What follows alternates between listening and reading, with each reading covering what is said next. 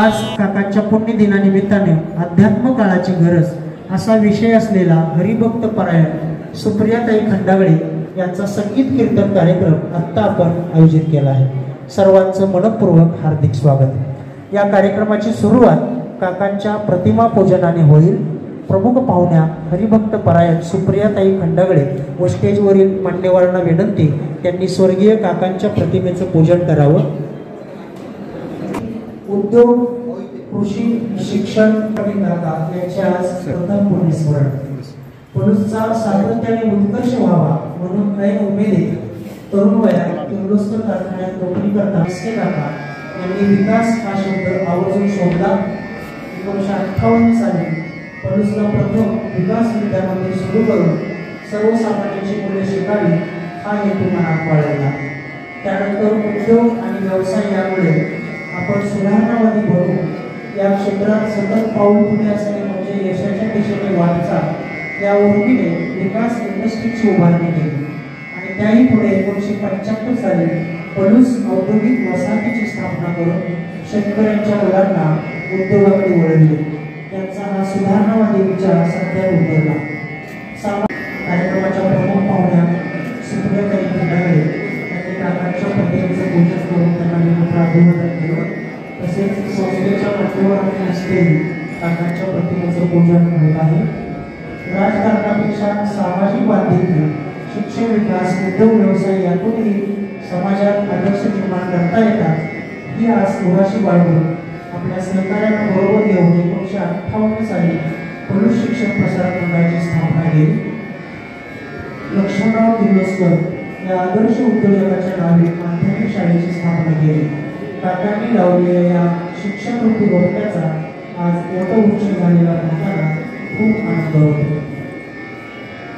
बालवाडीपासून पदवी आणि पदव्युत्तर शिक्षणाचा लाभ परिसरातील अनेक विद्यार्थी घेत आहेत। मान्यवरांच्या हस्ते दीपप्रज्वलन देखील होत आहे। काकांनी स्थापन केलेल्या शिक्षण संस्थेचं नाव लौकिक जगभर पसरलं आहे। त्याचा आम्हा सर्वांना सारखा अभिमान वाटतो। एका कष्टाळू शेतकरी कुटुंबात जन्म घेऊन मॅट्रिक पर्यंत शिकलेले एसके काका मानवतेची मशाल घेऊन शैक्षणिक, औद्योगिक आणि समाजकार्यात सतत अग्रेसर राहिले। आपल्या विचारांशी आणि निश्चयाशी पक्के राहून शिक्षणावरील निष्ठा आणि जगण्यातला प्रामाणिकपणा त्यांनी कधीही कमी होऊ दिला। सर्व मान्यवरांना मनपूर्वक धन्यवाद। नमस्कार। स्वर्गीय एसके पाटील काका यांच्या प्रथम पुण्यस्मरणानिमित्त आज या ठिकाणी संगीत कीर्तन या कार्यक्रमाचे आयोजन केलेलं आहे। या कार्यक्रमानिमित्त आजच्या कार्यक्रमाच्या प्रमुख पाहुण्या सन्माननीय सुप्रियाताई खंडागळे मॅडम यांचं मी पलूस शिक्षण प्रसारक मंडळाच्या वतीनं सहर्ष स्वागत करतो। त्याचबरोबर त्यांचे सर्व सहकारी यांचे या ठिकाणी या कार्यक्रमाच्या निमित्तानं स्वागत करतो। त्याचबरोबर पलूस शिक्षण प्रसारक मंडळाचे सन्माननीय अध्यक्ष आदरणीय भाऊ, उपाध्यक्ष अमाई, मॅनेजिंग कमिटीचे chairman M A Patil sir, vice chairman Jayant Nana, Lakhvidya Mandir प्रशालेचे मुख्याध्यापक माननीय सावंत सर, महाविद्यालयाचे प्राचार्य साळुंके सर, बालविकासच्या मुख्याध्यापिका जाधव मॅडम, इंग्लिश मीडियम विभागाच्या मुख्याध्यापिका पाटील मॅडम, पलूस शिक्षण प्रसारक मंडळाच्या सर्व विद्याशाखांचे सर्व शिक्षक व शिक्षकेतर कर्मचारी, त्याचबरोबर पलूस परिसरातील विविध संस्थांचे सन्माननीय संचालक यांचं या कार्यक्रमाच्या निमित्तानं प्रथमतः सहर्ष स्वागत करतो। पलूस परिसराचा विकास शिक्षण आणि उद्योगाशिवाय होणार नाही या हे ध्येय उराशी बाळगून पलूस शिक्षण प्रसारक मंडळाची स्थापना 1958 साली माननीय कैलासवासी काका आणि त्यांच्या सर्व सहकार्याने केली आणि एक छोटंसं लावलेलं त्याखालचं रोपटं आज या ठिकाणी वटवृक्षामध्ये त्याचं रूपांतर झालेलं आहे। पलूस परिसराचा विकास शिक्षणानं आणि उद्योगानं होणार नाही म्हणून, उद्योगाशिवाय समाजाची प्रगती नाही म्हणून आज शेकडो उद्योग पलूस परिसरामध्ये काकांच्या मार्गदर्शनाखाली सुरू झाले आणि आज ते सुरू आहेत। हजारो विद्यार्थी या ठिकाणी या विद्याशाखेतून शिक्षण घेऊन बाहेर पडत आहेत। खरं वास्तविक पाहता अखंड 1958 पासून अनेक संकट आडवी आली, विघ्न आडवी आली, परंतु काका व त्यांचे सर्व सहकार्यांनी त्यावरती मात करत ह्या शिक्षणाच्या अनुषंगानं समाजाची प्रगती करण्यासाठी त्यांनी अविरत प्रयत्न केले. आपण त्यांच्या स्मृतींना उजाळा देण्यासाठी आपण अभिवादन व्याख्यानमाला चालू करत आहोत. आज प्रत्येक महिन्याच्या 4थ्या रविवारी आपण त्यांना, त्यांच्या सहकार्यांना अभिवादन करण्यासाठी, त्यांच्या आठवणीसाठी आपण ही परंपरा सुरू केलेली आहे. त्याचाच एक भाग म्हणून आज काकांच्या प्रथम पुण्यस्मरणानिमित्त आज हे आपण संगीत कीर्तनाचा कार्यक्रम या ठिकाणी आयोजित केला. या कार्यक्रमाच्या निमित्त पुन्हा एकदा सर्वांचे सहर्ष स्वागत करतो. आणि आज या कार्यक्रमाच्या निमित्तानं काकांचा प्रथम पुण्यस्मरण आहे. कैलासवासी काका व त्यांचे सर्व सहकारी, कैलासवासी सर्व सहकारी यांना मी याच ठिकाणी शतशः अभिवादन करतो आणि थांबतो. जय हिंद, जय महाराष्ट्र. धन्यवाद अण्णा. पत्रकार हारून मगदुमी तो उपस्थित आहेत, त्यांचं सहर्ष स्वागत. यानंतर आजच्या कार्यक्रमाच्या प्रमुख पाहुण्या हरिभक्त परायण सुप्रियाताई संदीप खंडगळे यांचा थोडक्यात परिचय मी आपणास करून देतोय. त्यांचं गाव सुरली कामती, तालुका कराड, जिल्हा सातारा हे आहे. त्यांचं माहेर शिरगाव, तालुका तासगाव हे आहे. त्या BA BEd असून इंग्रजी, हिस्ट्री आणि सामाजिक शास्त्रे या 3 विषयातून त्यांनी पदवी मिळवलेली आहे. तसेच त्या संगीत विशारद आहेत. 2010 पासून त्या व्याख्यानं देत आहेत. आजपर्यंत जवळजवळ 3500 त्यांची व्याख्याने झालेली आहेत. बालपणापासून, बालवाडीपासूनच त्या स्टेजवरती आहेत. तसेच त्यांना विविध पुरस्कारांनी समाजानं त्यांचा सन्मान केलाय. ETV प्रथम क्रमांक पुरस्कार त्यांना प्राप्त झाला होता. संगीत विशारद पुरस्कार मुंबई, तसेच अविरत पुरस्कार रत्नागिरी, जगद्गुरू श्री संत तुकाराम महाराज पुरस्कार पुणे, अशा विविध पुरस्कारांनी त्यांचा समाजानं गौरव केलेला आहे. अतिथी देवो भव ही आपली संस्कृती म्हणून प्रमुख पाहुण्यांचा सत्कार आपण करणार आहोत. पलूस शिक्षण प्रसारक मंडळाच्या उपाध्यक्षा डॉक्टर श्रीमती आशाताई पाटील तथा माई यांना मी विनंती करतो, त्यांनी प्रमुख पाहुण्या सुप्रियाताई खंडागळे यांचा सत्कार बुके देऊन करावा, ही नम्र विनंती. प्रमुख पाहुण्यांचा सत्कार होईल. माणूस क्षणाचा सज्जन आणि युगाचा दुर्जन असतो, पण त्या सज्जनपणाच्या क्षणात फार मोठी सामर्थ्य आहे. त्या क्षणामध्ये तो नेहमीचा साधा, क्षुद्र व स्वार्थी मनुष्य राहत नाही, तर व्यवहाराचे काटेरी कुंपण ओलांडून त्याचं मन पलीकडे जाते, जिथं काही चांगला निरपेक्ष सुगंध त्याला खुणावीत असतो. हे सज्जनपणाचे क्षण आपल्या आयुष्यात वाढावेत म्हणून धर्म, साहित्य आणि संस्कृती शतकानुशतके प्रयत्न करीत आहे. म्हणूनच विद्येच्या या मंदिरात विचारवंतांचा जागर नेहमीच घातला जातो आणि त्याचीच चढती कमान म्हणजे आजच्या व्याख्यात्या हरिभक्त परायण सुप्रियाताई खंडागळे. यानंतर स्टेजवरील इतर मान्यवरांचा सत्कार सावंत सर यांनी गुलाबपुष्प देऊन करावा, ही विनंती. त्यामध्ये आपल्या पलूस शिक्षण प्रसारक मंडळाचे अध्यक्ष तसेच आपल्या संस्थेचे सचिव सन्माननीय धोंडीराम शिंदे अण्णा, संस्थेच्या मॅनेजिंग कमिटीचे chairman M.A. Patil sir, managing कमिटीचे व्हाईस चेअरमन जयंत कदम नाना, महाविद्यालयाचे प्राचार्य डॉक्टर आर.एस. साळुंके सर, या सर्व मान्यवरांना गुलाब पुष्प देऊन त्यांचं स्वागत या ठिकाणी होत आहे. काकांच्या प्रथम पुण्यस्मरणाचं औचित्य साधून आपल्या बाल विकास व बाल संस्कार मंदिर आणि इंग्लिश मीडियम विभागाच्या वतीनं विद्यार्थ्यांसाठी विविध स्पर्धांचे आयोजन केले होते. त्याचे बक्षीस वितरण प्रमुख पाहुणे व मान्यवरांच्या हस्ते होईल. प्रमुख पाहुण्या आणि सर्व मान्यवरांना विनंती, त्यांनी विद्यार्थ्यांना बक्षीस वितरण करावं.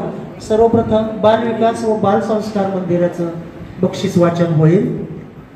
सर्वप्रथम चित्रकला स्पर्धा शिशु गट, कुमारी स्वरा रवींद्र यादव प्रथम क्रमांक. त्या विद्यार्थिनीनं बक्षीस स्वीकारण्यासाठी प्रमुख पाहुण्यांच्या जवळ जायचं आहे. स्वरा रवींद्र यादव, शिशु गट, चित्रकला स्पर्धा प्रथम क्रमांक. राजवर्धन सिद्धेश्वर भिंते प्रथम क्रमांक. काकांच्या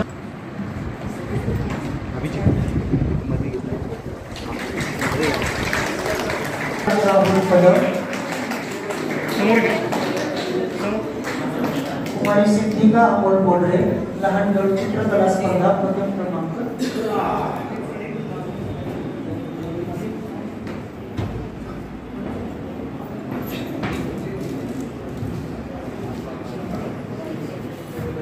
प्रयत्न हा बरीच असून याच्या योगाने वाळवंटाचे निर्माण करता येते. मुलांसाठी झालेल्या स्पर्धा आणि त्याची बक्षिसे संपन्न होत आहे. अनवित सीताराम लोंढे मोठा गट चित्रकला स्पर्धा प्रथम क्रमांक. कुमार अनवित सीताराम लोंढे. कुमारी केतकी नवनाथ सिसाळ. कुमारी केतकी नवनाथ सिसाळ मोठा गट चित्रकला स्पर्धा प्रथम क्रमांक. समोर इकडे ओके. त्यानंतर कुमारी मनस्वी मारुती सावंत प्रथम क्रमांक इयत्ता पहिली हस्ताक्षर स्पर्धा. कुमारी मनस्वी मारुती सावंत. कुमार कौस्तुभ पोपट कदम. कुमार कौस्तुभ पोपट कदम.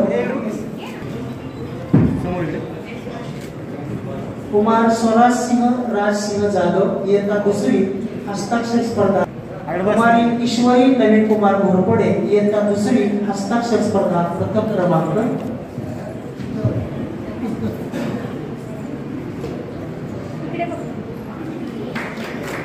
इयत्ता तिसरी हस्ताक्षर स्पर्धा. कुमारी तनया सुनील डोरले प्रथम क्रमांक. कुमारी तनया सुनील डोरले प्रथम क्रमांक. त्यानंतर कुमार प्रज्वल संतोष राणे इयत्ता तिसरी हस्ताक्षर स्पर्धा प्रथम क्रमांक.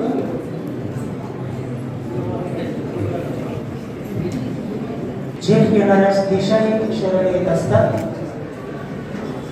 त्यानंतर इयत्ता चौथी हस्ताक्षर स्पर्धा. कुमारी पूर्वा सतीश धोत्रे प्रथम. रेहान शाहीद मुल्ला प्रथम. कुमार रेहान शाहीद मुल्ला. कुमारी पूर्वा सतीश धोत्रे इयत्ता चौथी हस्ताक्षर स्पर्धा.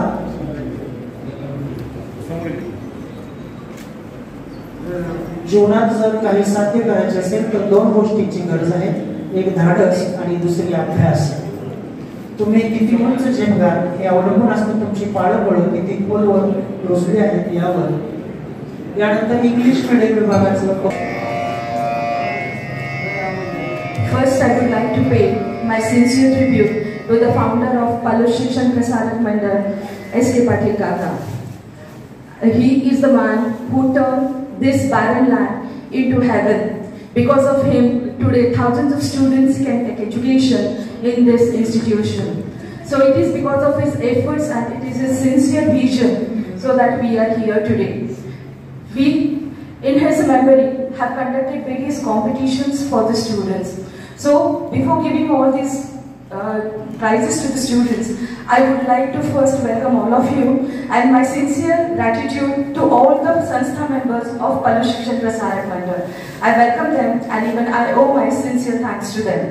Now, during this fortnight, we have conducted various competitions for the students.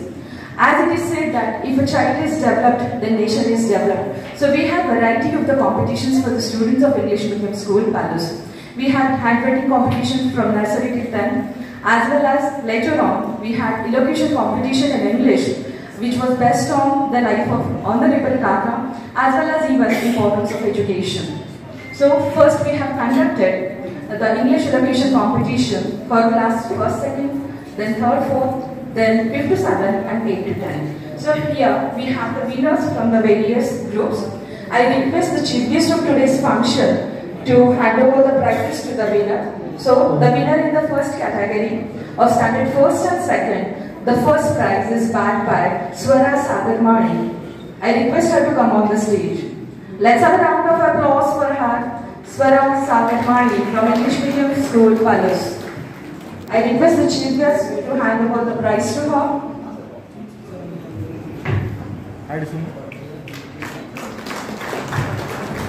Thank you, ma'am. Now, the second category, that is class 3rd and 4th, we had elocution competition and the first prize is bagged by Anushri Chauhan from class 3rd. Let's have a round of applause for everyone. We have to only encourage all these budding kids. So Anushri Chauhan from class 3rd.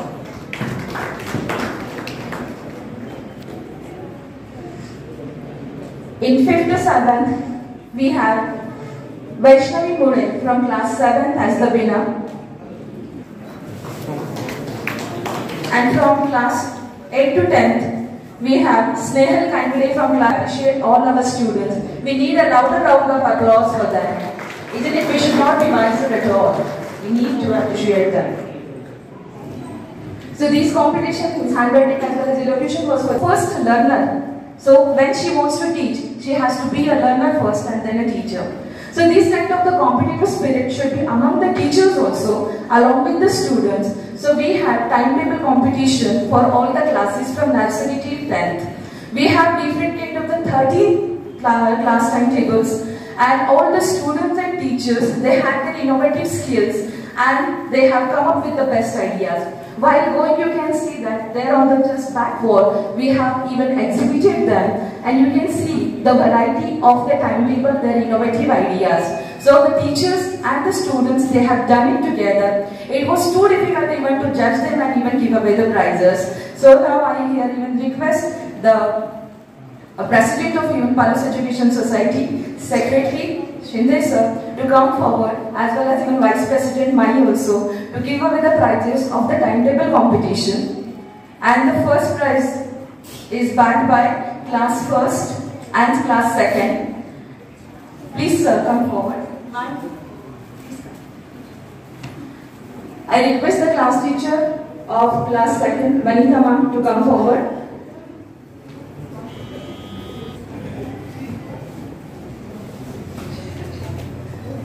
Request all of them to felicitate class second. So let's have a round of applause for class second.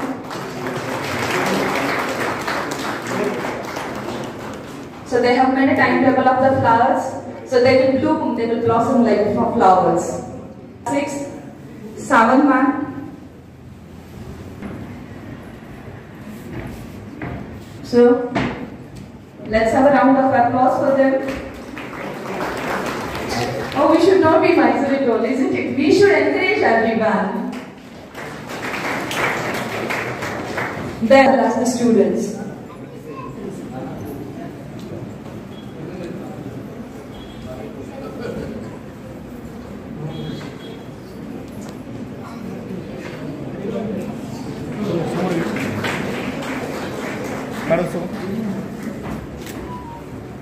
Class 8th, Rajabha sir and the students of class 8th.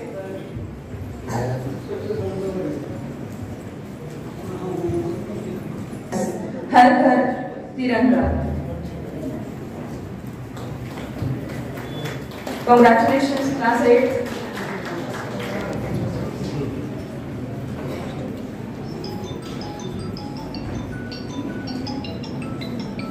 So here we have the primary section head, Viraz ma'am, along with the kid.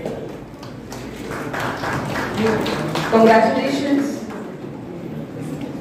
Come back the first prize. Really the competition is always too difficult. So I am very happy and even lucky to have such a good team. So the first prize is backed by Pallavi Patil ma'am for the poetry, self-composed poems. Very touching poem. I request. This prize is also shared by Nadav sir, who is our IT in charge.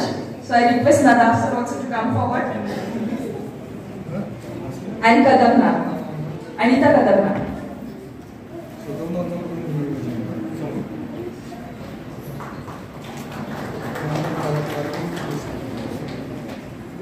The students of our school, they are very creative. And so here we have a class 7 student, Vishal Vagmare, who had painted a beautiful picture of our lovable Kaka. Very beautiful painting he has done. Well done, Vishal. And as a token of love and appreciation, I request President Sir to hand over it. Thank you so much, sir. As well as even our other students also, they have drawn a beautiful sketch of Kaka. I request them to come forward.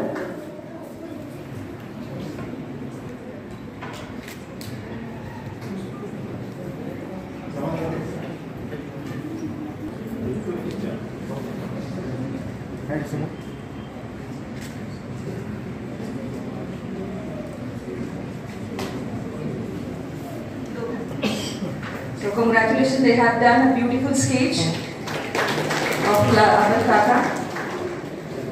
And now, the students have shown their talent, but even our teachers are also not far behind. So our drawing teacher, Anita Kogun, had done a beautiful painting of Kaka. And so I request her to come on the stage and hand it over to the president and the vice president of Palushikshan Prasarak Mandal. Really, it's a beautiful thing that they do it their own and all the time they are inspired and charged by your motivation. So I feel that all of me should just even give a very round of applause. So Anita Kogun, who is our first my team, hearty congratulations. So you can see.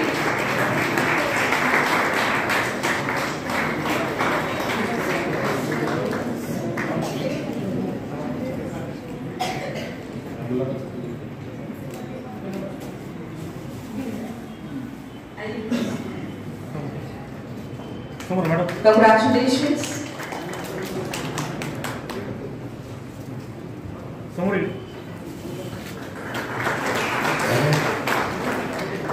My dear audience, as it is said, necessity is the mother of invention. So all these dignitaries have faith in us, and they inspire and motivate us so that we can do a lot. So I am very grateful to President, Vice President and Secretary, as well as all the staff and all the members of our Palushikshan Prasarak Mandal. I am very grateful to you, ma'am and sir. Thank you so much. Thank you. Short but sweet. अशा पद्धतीने घेते. हरी जय जय राम कृष्ण हरी. हरी जय जय राम कृष्ण हरी.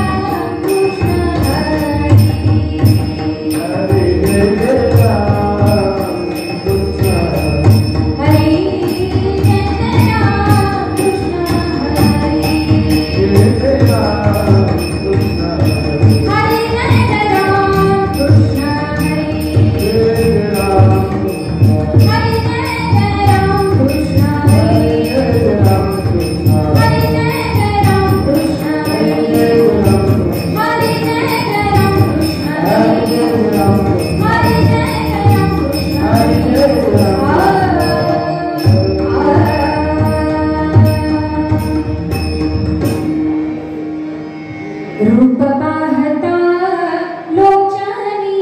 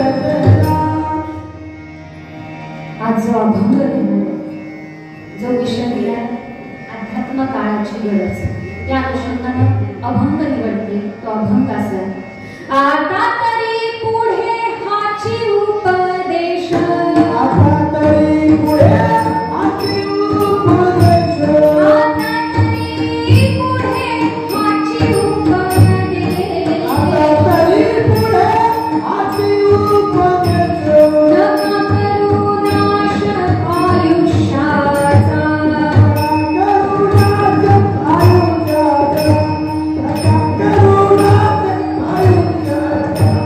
आता तरी पुढे हाची उपदेश आता तरी पुढे हाची उपदेश नका करू नाश आयुष्याचा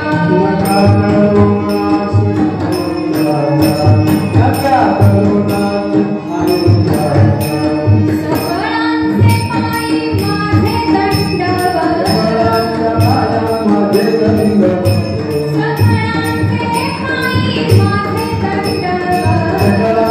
पायी माझे दंडवत सकळांचे पायी माझे दंडवत सकळांचे पायी माझे दंडवत आपुलारे चित्त शुद्ध करा हितते करावे देवाचे चिंतन हितते करावे देवाचे चिंतन करूया मन एकविध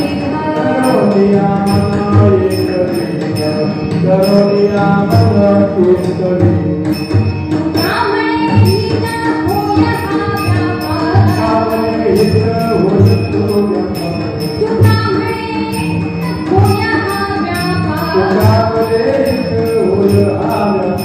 करू काय फार शिकवावे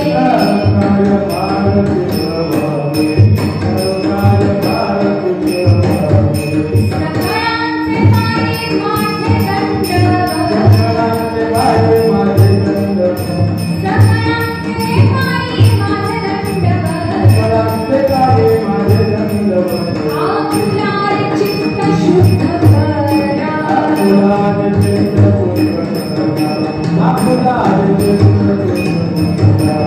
गोपाळ कुमारी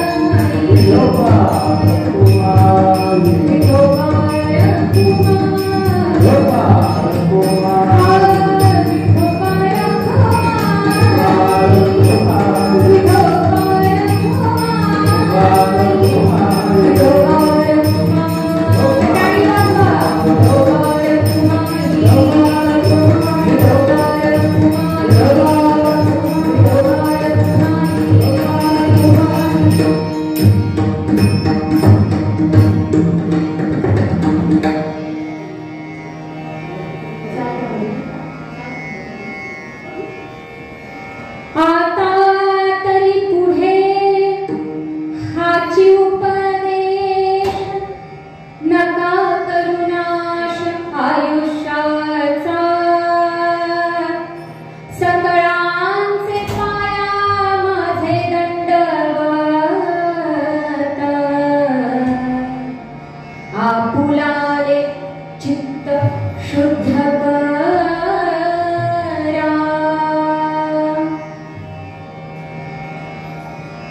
हितते करावे देवाचे चिंतन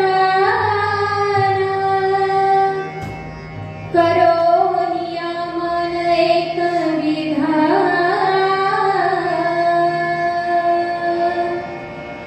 सकळांचे पाया माझे दंडवत आपुलाले चित्त शुद्ध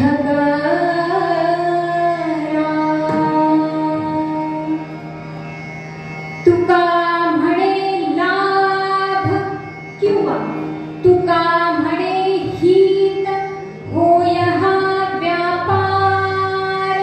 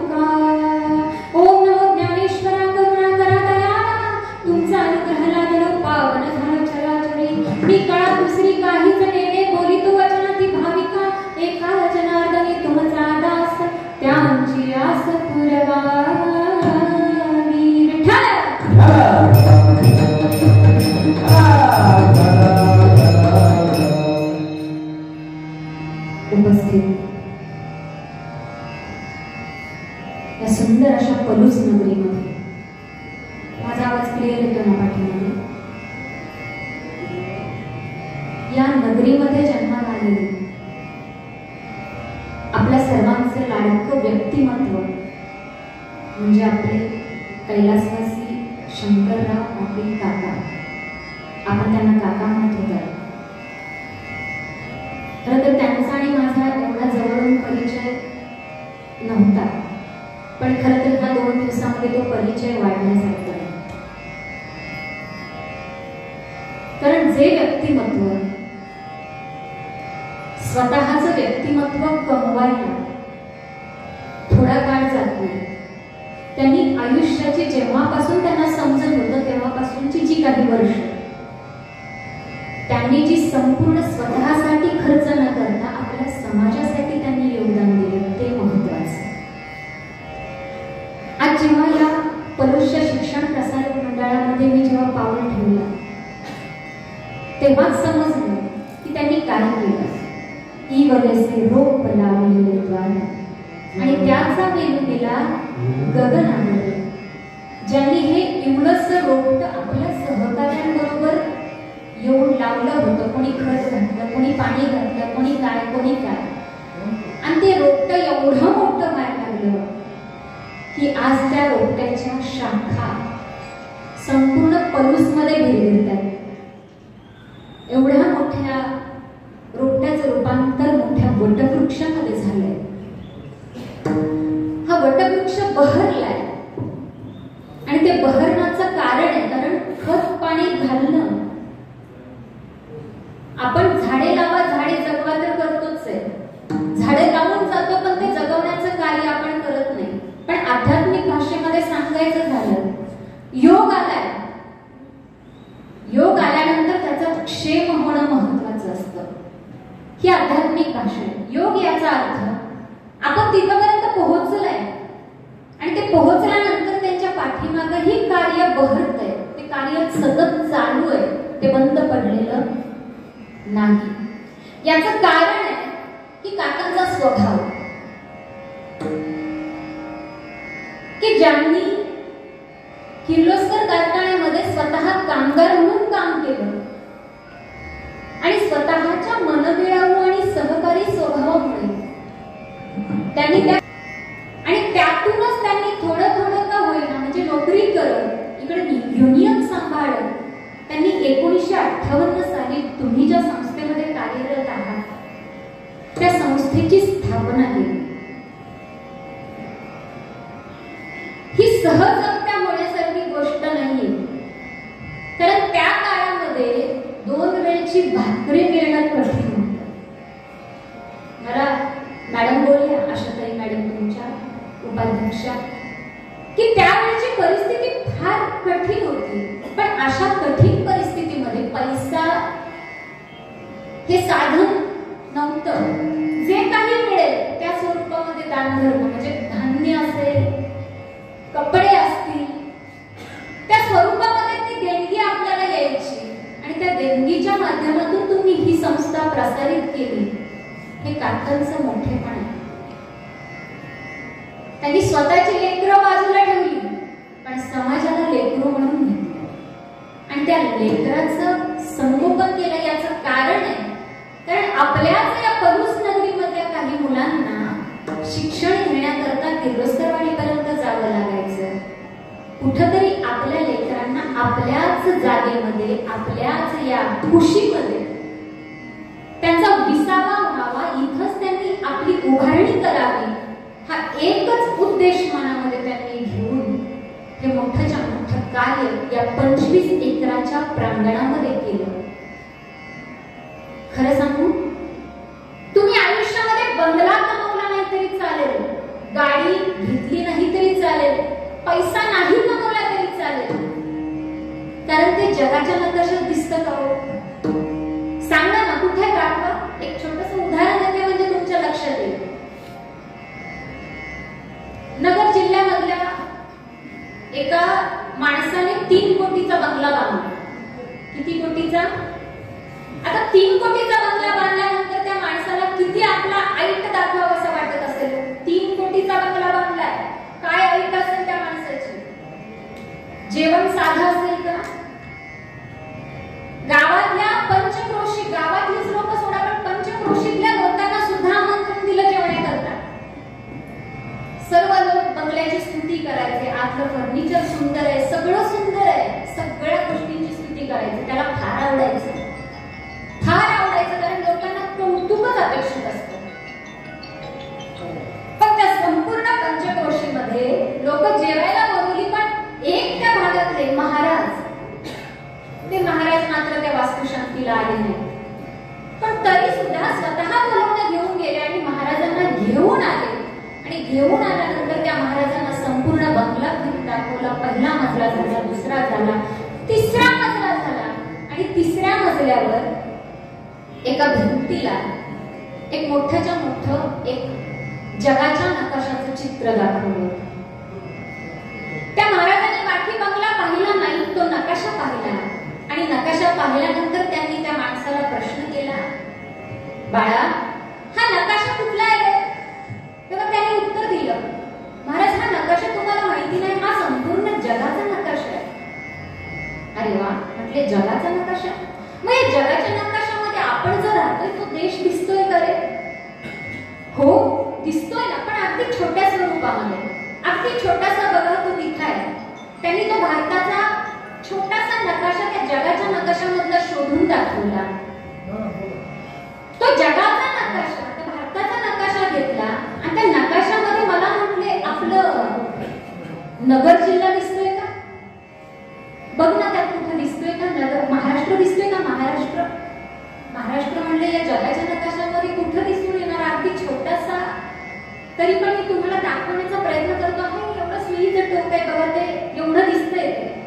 हा महाराष्ट्र आहे का? बरं, बघ त्या महाराष्ट्रामध्ये आपला नगर जिल्हा दिसतोय का? हा असणारच आहे, पण तसा इथे जगाच्या नकाशामध्ये नाही दाखवता येणार. बरं, मग नगर ठीक आहे, पण आपलं गाव दिसतंय का कुठं? महाराज, नगर जिल्हा जिथं दिसत नाही तिथं आपलं गाव दिसेल का? बरं ते जाऊ दे, तुझा 3 कोटीचा बंगला तरी दिसतोय का? दाखव ना मला त्याच्यामध्ये. त्यांनी महाराज म्हणले, असं कसं शक्य होईल? अहो, एवढ्या मोठ्या नकाशामध्ये माझा 3 कोटीचा बंगला कसा काय दिसेल? तो अगदी कुठंतरी अगदी किंचित कुठला तरी एका टिंबा एवढा असेल. महाराज म्हटले, बाळा, 3 कोटीसाठी तू संपूर्ण आयुष्य पणाला लावलंस. हे जगाच्या नकाशामध्ये दिसणार आहे का? काम असं असावं की जे जगाच्या नकाशामध्ये दिसावं. या संस्थेमध्ये जेव्हा मी पाऊल टाकलं तेव्हा लक्षात आलं, जगाच्या नकाशामध्ये काकांचा बंगला दिसतोय का नाही मला माहिती नाही, पण हे काम मात्र 100% जगाच्या नकाशामध्ये असणार आहे आणि 100% आहे. अतिशय सुंदर कामगिरी केलेली हे आपले काका, त्यांचं आज आपण प्रथम पुण्यस्मरण करतोय. आणि पुण्यस्मरण व्हायला पण कारणीभूत काय आहे सांगते तुम्हाला.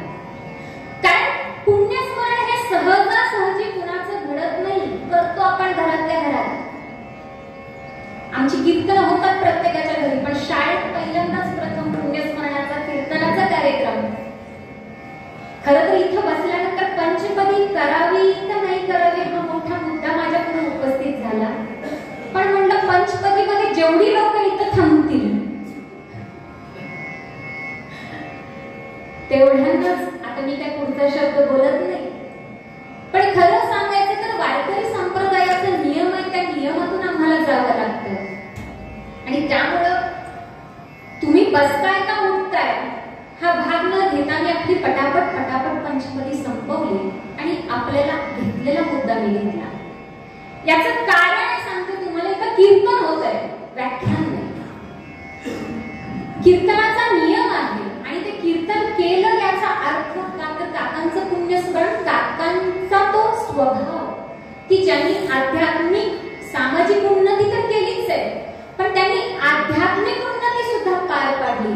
याच्यासारखं मोठं कार्य नाही. कारण समाज आणि अध्यात्म ह्या दोन्हींची सांगड्या घातल्याशिवाय माणसाचं माणूसपण सिद्ध होत नाही. विठ्ठल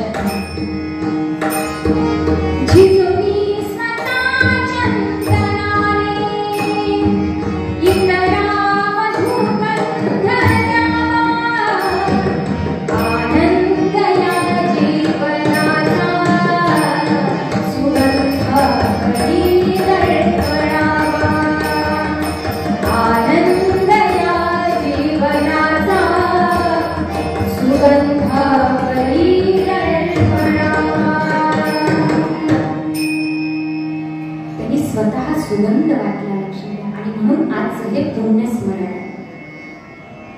आज जो अभंग मी निरूपणाकरता घेतलाय, जो विषय मिळाला अध्यात्म काळाची गरज, आणि ही गरज झाली लक्षात घ्या.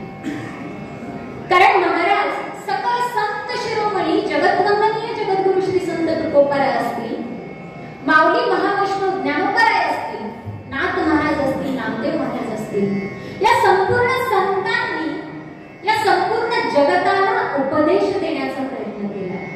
काय दिलाय? उपदेश. उपदेश सहजासहजी कोण कुणाला करत का करतात? सहजासहजी कोण कुणाचा उपदेश सुद्धा मान्य करत नाही. हे संतांनी करावं, आणि उपदेश देण्याची सुद्धा पात्रता असली पाहिजे. लक्षात घ्या. आधी स्वतः करावं आणि मग ते इतरांना सांगावं. सहज आपल्या वडिलांनी आपल्या मुलाला सांगितलं, बंटी जा तेवढी बिडी पेटवून आण. ते बंटी उठलं, गॅस जवळ गेलं, बिडी पेटवली आणि बिडी घेऊन आपल्या वडिलांजवळ आला. वडिलांनी पाहिली तर बिडी विझलेली. याचं कारण आहे, ती बिडी ओढत ओढत आल्याशिवाय पेटती राहत. तुम्ही म्हणाल महाराज तुम्हाला कसं कळलं? अनुभव नाहीये मला, पण दुसऱ्यांचं पाहिलं ते सांगितलं. त्यांनी सांगितलं, बाबा तुला बिडी पेटवून आणली, तुला काय काय कळत नाही, बिडी पेटवून आणायची, तू विझवून कशा करता आणलीस? त्या मुलानं ते चॅलेंज स्वीकारलं. त्याने ती बिडी परत घेतली आणि जाऊन गॅस जवळ ती बिडी पेटवली. मग तो कसा येईल? ओढत ओढत येणार, कारण त्या बिडीचा गुणधर्मच तसा आहे, ती ओढल्याशिवाय पेटत नाही. तो जवळ आला, ओढत ओढत वडिलांजवळ ती बिडी नेली आणि बिडी ओढलेला पोरगा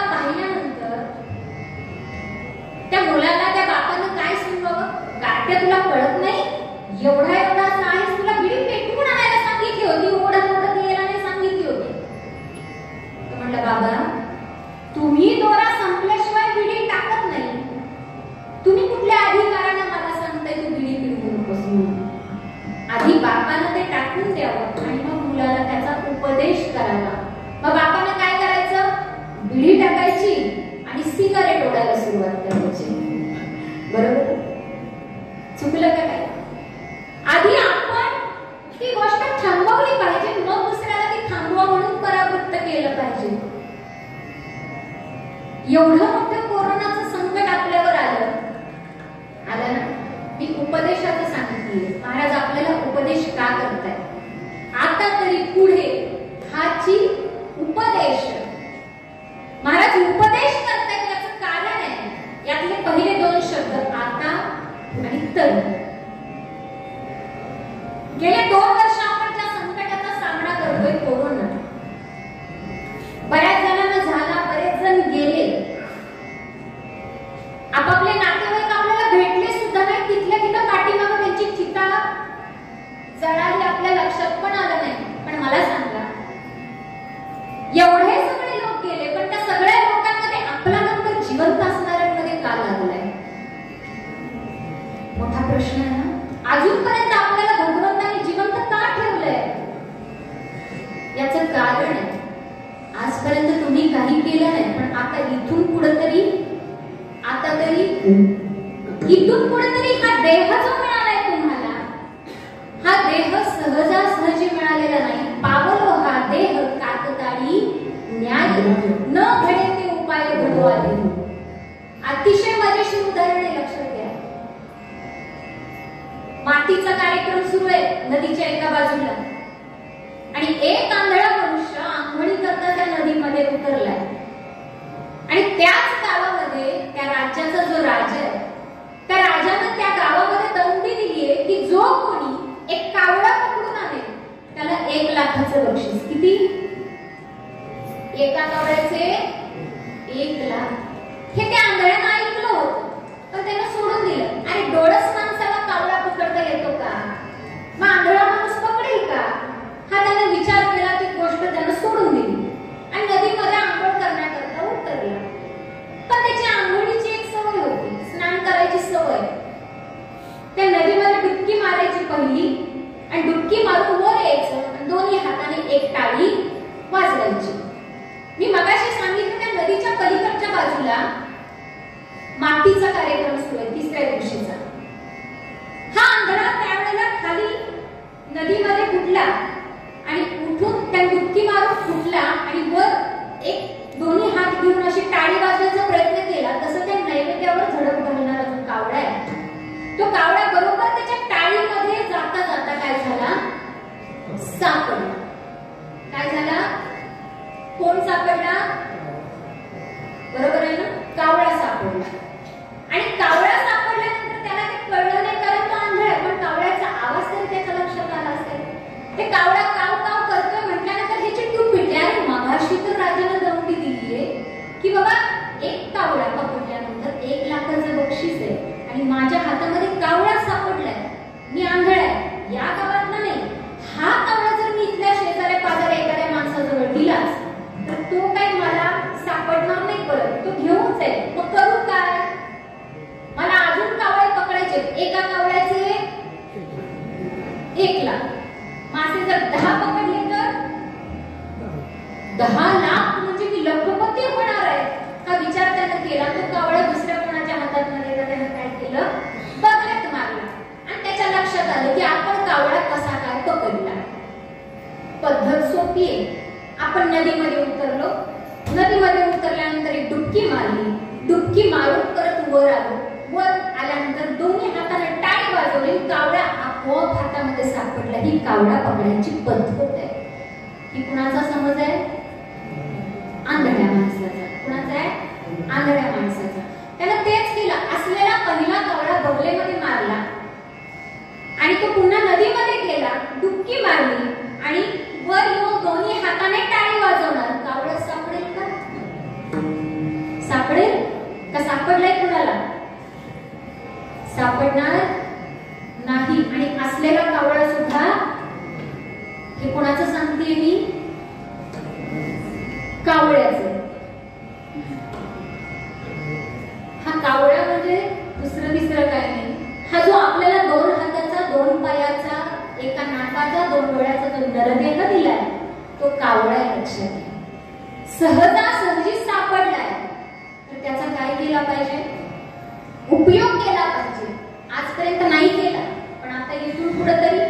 आणि म्हणून महाराज हा संदेश देण्याचा प्रयत्न करतात की आता तरी पुढे. हेच अभंगाचं प्रथम चरण. आता तरी पुढे आती उपदेश, आता तरी पुढे आती उपदेश,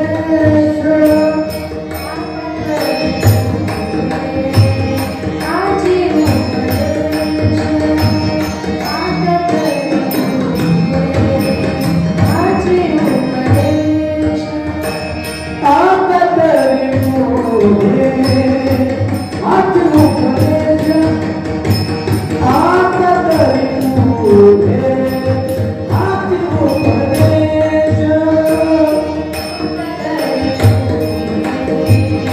आजी उपदेश, आता तरी आजी उपदेश. नका करू नाच, आयुष्य आता, नका करू नाच, आयुष्य आता, सकलाच्या पावी माझ्या घरात, सकलाच्या पावी माझ्या घरात.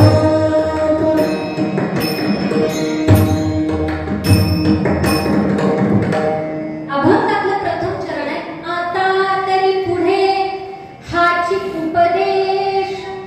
हाच उपदेश आहे काय? नका करू नाश आयुष्याचा.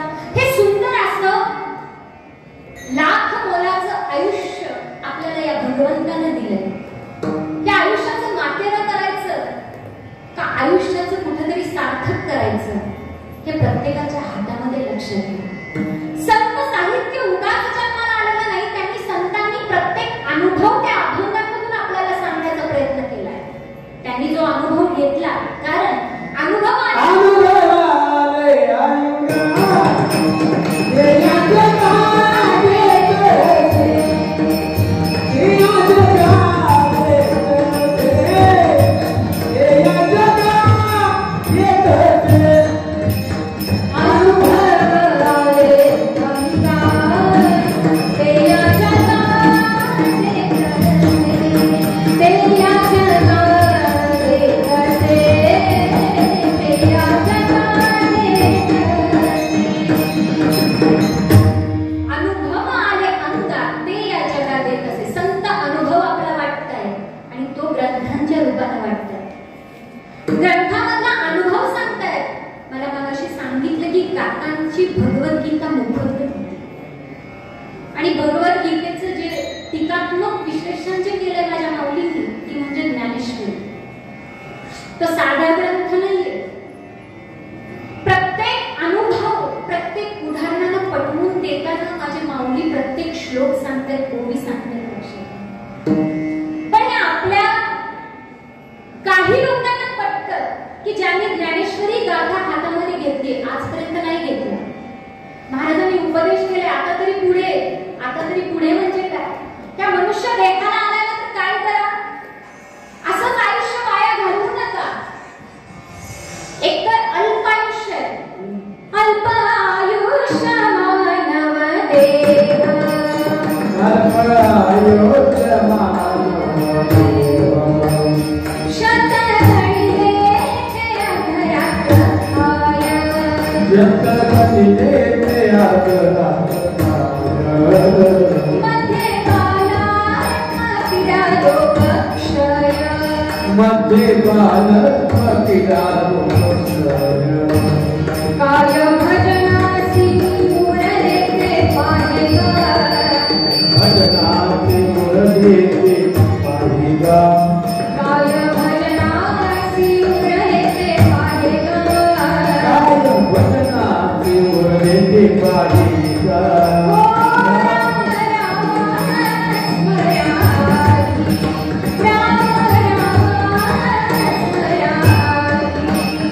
राम राम स्मरामि, राम राम आयुष्य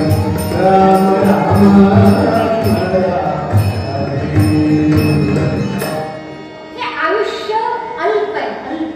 किती वर्षाचं आयुष्य आहे आपल्याला? किती वर्षाचं? 100 वर्षाचं. पण एखादा ठामपणे सांगू शकतोय का बाबा मी 100च वर्ष जगणार आहे? सांगू शकताय कोणी? कोणी सुद्धा ठामपणे सांगू शकत नाही की मी 100 वर्ष जगणार आहे. आपण सरासरी 70 वर्ष धरून चालू. किती झालं? 70 वर्षाचं अल्प आयुष्य मानव देह 70 वर्षाचं आयुष्य धरून चालू. या 70 वर्षामध्ये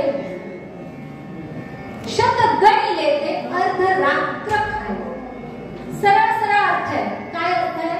त्या 100 वर्षामधलं आपण 70 धरलं. 70 वर्षामधलं अर्ध आयुष्य हे कशामध्ये जातं? राहिलं किती? माझं गणित थोडं कच्च आहे. किती राहिलं? 35 वर्षाचं. या 35 वर्षाच्या आयुष्यामध्ये जर आपली झोपेत 35 वर्ष गेली तर ती झोप तर काही साधी असते का? दोन बादर कीर्तनामध्ये पण इथं नाही बरं स्टेजवर कोणी, पण कीर्तनामध्ये आमची रात्रीची कीर्तनाची वेळ असते 9 ते 11:30. एक ह्या बाजूला बसलं 300 किलोचं आणि एक ह्या बाजूला 200 किलोचं. कीर्तन सुरू आहे आणि इकडून सपाटच एक म्हणते दुसरं म्हणतो.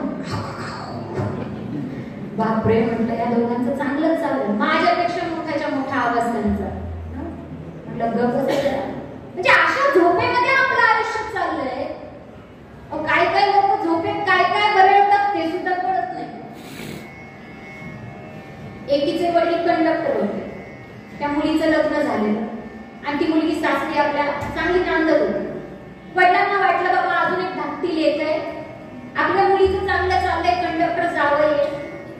आपल्या धाकट्या मुलीला सुद्धा कंडक्टरच एखादा बघावं, मग आपल्या जावयाजवळ जरा विचारणा करावी त्यांच्या बघण्यात असतील एखादा दुसरा. आणि म्हणून ते वडील आपल्या मुलीच्या घरी गेले, तिच्या सासरी गेले. सासरी सुंदर असा पुरणपोळ्यांचा स्वयंपाक झाला आणि सासूबुवा आपल्या जावयाची वाट बघत होते. जावई दिवसभर त्या ड्युटीवर कंडक्टर होते, त्यामुळे त्यांचं काम दिवसभर त्या प्रवाशांचं काय असेल तुम्हाला माहितच आहे. सगळ्यांचा प्रवास सुरू आहे. हे थकून भागून दमून जेव्हा घरी आले तेव्हा सासरे बुवा त्यांच्याच खोलीमध्ये झोपले त्यांची वाट बघून बघून. आणि कंडक्टर जावयाला पाहिलं बाबा आपले सासरे बुवा शांतपणे झोपलेत, आपण सकाळी चर्चा करू. आणि म्हणून त्यांनी आपलं उरलेलं जे दिवसभरातलं जे काही राहिलेलं लिखाणाचं काम होतं ते लिखाणाचं काम करायला टेबल खुर्चीवर बसले. रात्री 11-11:30ची वेळ. आणि हे ते लिखाण काम करता करता त्यांना कधी झोप लागली कळलंच नाही. आणि अशी झोप लागली, गरगरून झोप लागली. आणि त्या झोपेतच एकदम जोरात आवाज आला, वर चढा. सासरी बुवा झोपेत न खाडीशी जागे झाले. वर चढा. आपले जावई बुवा आलेले दिसते तर मला वर चढायला सांगतात. आपल्या बाजूला माळ आहे. सासरी बुवानी पटकन त्या गादीवरनं खाली उतरले आणि वर त्या जिन्यावरनं चढत चढत बोलले, खाली उतरा. तोपर्यंत आवाज परत सासरी बुवा. जावयाला जरा घाबरलं पाहिजे ना. पुन्हा सासरी बुवा पटपट पटपट पटपट खाली आले. हा कार्यक्रम सुरू आहे तेवढ्यात पैसे काढा. सासरे बुवा म्हटल्या का काही खरं नाही, आपले पैसे काढले. त्यांनी आपल्या शर्टाच्या खिशात ते चापचले आणि त्यातले पैसे काढून जावई बुवाच्या टेबलवर ठेवले. परत वर चढा खाली उतरा. हा रात्रीच्या पहाटेपर्यंत हा कार्यक्रम सुरू आहे. सासरे बुवा वैतागले आणि वैतागल्यानंतर आपल्या मुलीलाच पहाटे झोपवलं. बाई माझी बॅग दे, कुठे ती, मला काय आता इथं राहायचं नाही. म्हटलं बाबा काय झालं, अचानक पहाटे निघाल्या. म्हटले नाही मला इथं राहायचंच नाही. म्हटलं झालंय तरी काय? अगं म्हटले काय रात्रीपासून खाली चढा वर उतरा पैसे काढा, खाली चढा वर उतरा पैसे काढा, हे तू झालंय काय तुझ्या नवऱ्याला? म्हटले बाबा मी विसरले तुम्हाला सांगायचं. म्हटलं काय? त्यांना झोपेत करायची सवय. म्हटलं काय? जे दिवसभरात करतात ना प्रवाशांना, वर चढा खाली उतरा पैसे काढा, तो खेळ तुमच्यासोबत ते खेळणे बघ. म्हणले आता माझी जी लेक आहे ना, एक दिली ती दिली, पण आता भिकाऱ्याला देईल मुलगी, पण कंडक्टरला देणार. अशा झोपेत जर आपलं आयुष्य गेलं तर आयुष्याचा नाश झाल्याशिवाय राहील का? राहील का? पण त्या झोपेतलं सांगितलं तुम्हाला, 35 वर्ष झोपेत गेली. मध्ये बालत्व, बालपण किती? 12 वर्षाचं धरून चला, 12 वर्षापर्यंत बालपण, 35 मधली 12 काढा, राहिली किती? हा बरोबर आहे ना? 23 वर्ष राहिली. 23 वर्षामधली 5 वर्ष तुमची पीडा, रोग, क्षय ह्यानं खाली, राहिली किती? 18. आणि 18 वर्ष लग्न संसारामध्ये, मुलाबाळांमध्ये घालून काय भजनासी उरले ते काय केलं? ज्यांना हा सुंदर देह दिलाय त्या सुंदर भगवंताची आठवणच आपण करत नाही. माऊली गोड सांगतायत, लक्षात घ्या, गोड सांगतायत की ज्यांना ही संपूर्ण सृष्टी जाणवली आहे, संपूर्ण सृष्टीची सत्ता ज्याच्या हातामध्ये आहे ना, ज्ञानेश्वरीचा 9वा अध्याय मध्ये उघडला तर बघा, त्या अध्यायामध्ये माऊली गोड सांगतायत,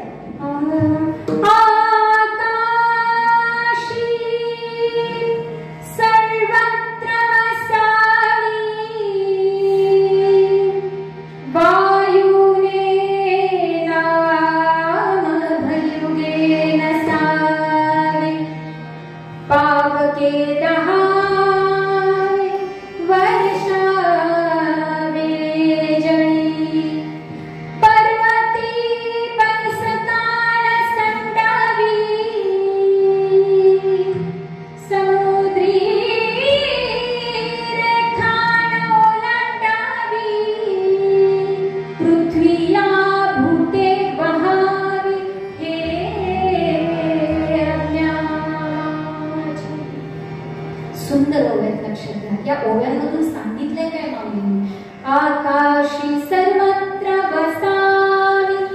आकाशाला सांगितलंय, हे आकाशा तुझी चराचरामध्ये व्याप्ती असली पाहिजे. आज आकाश संपूर्ण चराचरामध्ये व्याप्त आहे. अशी कुठलीच जागा नाही तिथं आकाश नाहीये. साधं छोटंसं एखादा तांब्या किंवा भांड जरी घेतलं ना तर त्यात आकाश हे तत्व भरलं. वायुने नाम भरुगे नसावे. वाऱ्याला मर्यादा घातली की हे वाऱ्या तू क्षणभर, नामभरी या शब्दाचा अर्थ होतो क्षणभर सुद्धा थांबू नकोस. तू थांबलास ना तरी संपूर्ण जीवसृष्टी थांबल्याशिवाय राहणार नाही. पावके दहावे वर्षावे जणी. पावके या शब्दाचा अर्थ होतो अग्नी. अग्नीला मर्यादा घातली, हे अग्नी तू सतत आणि सतत प्रज्वलित राहा. आणि पावसाला सांगितलं तुम्ही सतत आणि सतत तुमचे संततधार सोडत राहा. पर्वतांना सांगितलंय, हे पर्वतराज तुम्ही तुमची जागा सोडून कुठेही जाऊ नका. तुम्ही जर जागा सोडली तर हे बंगले उभारले असते का? कुणी गाड्या घेतल्या असत्या का? कुणी एवढ्या कोटी कोटीचे बंगले बांधले असते का? बाबा पर्वताला जर जागा सोडली ना, आपला 3 कोटीचा बंगला जर उद्ध्वस्त झाला तर काय करायचं? पर्वताला मर्यादा घातली. पर्वता तुझी जागा सोडू नकोस. समुद्राला सांगितले, समुद्र रेखानं ओलांडतात. या मर्यादा घालणारा कोण आहे त्याची जाणीव असू द्या. आहे का जाणीव? ते जाऊ द्या. हा देह ज्या 5 तत्वांचा बनलाय, पृथ्वी, आकाश, वायू, पृथ्वी, आप, तेज, वायू आणि आकाश, या 5 तत्वांचा बनलेला हा देह, या देहामधलं एक जरी तत्व संपलं तरी आपल्याला हा देह सोडावा लागेल. आणि तो देह सोडून आपली रवानगी कुठं होते? कुठं? गावाच्या बाहेर जे शेड उभारलं असतं ना पत्र्याचं, तेवढी 3.5 हाताची जागा, पण त्याच्यावर पण दुसऱ्याचं येऊन चढतं. ती सुद्धा जागा आपली. अरे काय उपयोग आहे? सांगा ना तुम्ही. एवढं सगळं आपण करायचं, या देहामध्ये येऊन जर 3.5 हात जर जागा जरी आपल्याला भेटत नसेल, सांगा ना कोण जाते का बरोबर घेऊन? तरी सुद्धा आम्ही त्या पाठीमागे लागले. महाराज म्हणतात, अरे ज्या भगवान त्या भगवंतासाठी थोडासा वेळ काढा. कोण म्हणत नाही संसार सोडू नका, पण खरं सांगू, संसार ही गोष्ट कधीही न संपणारी आहे, कधीही न संपणारी. पण परमार्थ लक्षात घ्या. उदाहरण देते, तुमच्या लक्षात आलं तर बघा, बंगला आपण जर बांधायला काढला तर बंगला बांधताना बंगल्यावर आपण काय काढतो? वर तारा काढतो. का? कारण त्याच्यावर आपण दुसरा मजला बांधू शकतो. काम संपेल का ते? मजल्यावर मजले, मजल्यावर मजले, मजल्यावर मजले चढत जातील, बरोबर?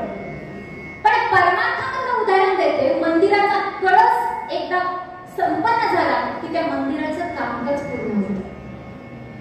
परमार्थ हा पूर्णत्वास नेतो, पण संसार कधीही पूर्णत्वास नेत नाही. आणि संसारामध्ये मर्यादा पडतात, लक्षात घ्या. मगाशी आहे तिथे एक मुलगा आहे, त्या मुलाला मी म्हटलं, बाळा उद्या तुला एक मुलगी बघायची आणि तुझं लग्न करायचं, जमेल का? त्याची आई माझ्याकडे भांडायला येईल, अहो माझं ताट टाकता एवढं आहे, त्याचं लग्न तुम्ही करताय, मर्यादा येईल ना? बरं, मी एखाद्या वयस्कर माणसाला इथं बोलवलं आणि सांगितलं, काका तुमचं लग्न करायचंय उद्या, जमेल? जमेल का? संसारामध्ये मर्यादा पडतात, पण परमार्थ हा कुणीही करू शकतो. यारे यारे लहान थोर याची भक्ती नारे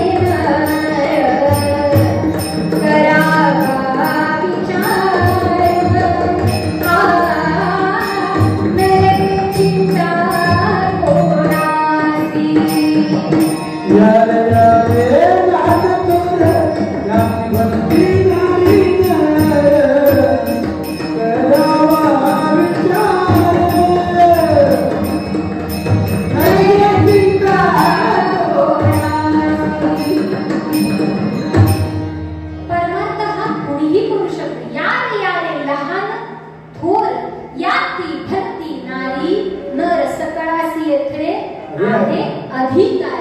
परमार्थातला अधिकार प्रत्येकाला दिलाय. इथं उच्च नीच भाव ठेवलेला प्रत्येकाला या, पण संसारामध्ये तो अधिकार आहे. संसारामध्ये कुठेतरी मर्यादा पडतायत, पण ही मर्यादा सुद्धा भगवंताने परमार्थामध्ये काढून घेतली, तरी आपल्याला कळून नाही. आणि म्हणून महाराजांना उपदेश द्यावा वाटतोय. पण तो उपदेश आपण किती जरी आत्मसात करण्याचा प्रयत्न केला, आत्मसात करू शकतोय का? नाही. आणि म्हणून महाराज म्हणतात, उपदेश देऊन थकलो, आता पाया पडून विनंती करतोय अभंगाचा द्वितीय चरण. सगळ्यांच्या माया माझ्या दंडवत, सगळ्यांच्या माया माझ्या दंडवत, सगळ्यांच्या माया माझे दंडवत, सगळ्यांच्या माया माझे दंडवत, सगळ्यांच्या माया माझ्या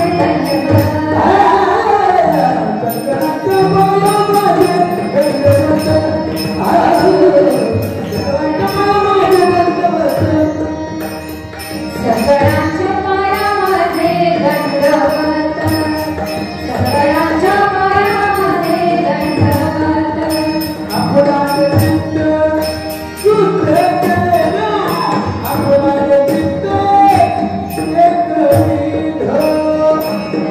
चित्त शुद्ध करा, आपले चित्त शुद्ध करा, आपणाचे चित्त शुद्ध केला, आपणाचे चित्त शुद्ध केला, आपले चित्त शुद्ध करा, आपले चित्त शुद्ध करा.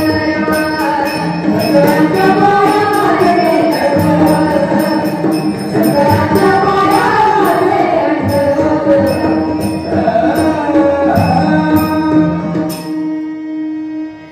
सांगूनही जर त्या माणसानं ऐकलं नाही, आधी सरळ सांगून बघ. सरळ नाही सांगितलं, जरासं हेकेटोरपणे सांगितलं, थोडंसं ओरडून सांगितलं, अंधारून गोंधळून सांगितलं, तरी सुद्धा ऐकत नाही हा समाज. आणि म्हणून महाराजांना पाया पडावंसं वाटलं, बाबा सगळ्यांच्या पाया माझे दंडवत. मायबापांना तुम्हाला विनंती आहे, आजपर्यंत नाही केलं हे सगळं, पण आता तरी त्याची जाणीव ठेवा. संसार करू नका म्हणत नाही, संसार करा, पण संसार करता करता राम राम म्हणा, एवढंच म्हणायचं.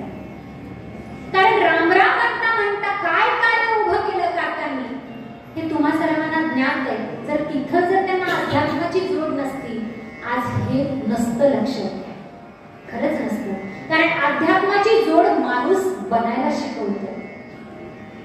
माणसाचा जन्म होतो पण जनावरांसारखी वृत्ती होते आपली, लक्षात घ्या. हा उपदेश माणसाकरता केला, जनावरांकरता नाही. का?